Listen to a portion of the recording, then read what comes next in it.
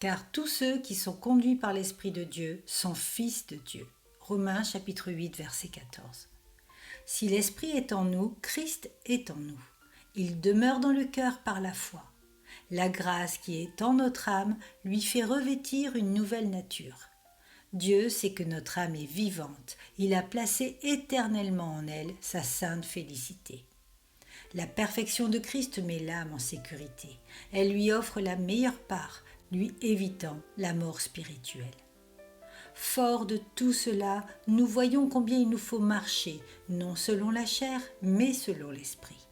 Si une personne vit en permanence selon ses vaines convoitises, elle finira inéluctablement par périr dans ses péchés, quelles que soient ses voies.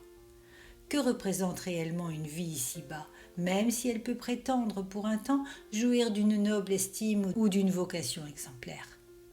Efforçons-nous plutôt par l'esprit de mortifier de plus en plus nos œuvres de la chair. La régénération spirituelle du Saint-Esprit apporte une vie nouvelle et divine à l'âme, même si elle se trouve dans un état de faiblesse. Les enfants de Dieu cherchent en permanence l'action de l'Esprit en eux. Ils ne sont pas assujettis à un esclavage spirituel comme auraient pu l'être les âmes sous l'ancienne alliance de l'Ancien Testament, dans les ténèbres de cette dispensation.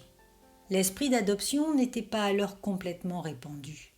L'apôtre mentionne cet esprit d'esclavage, sous lequel se trouvaient beaucoup de saints lors de leur conversion.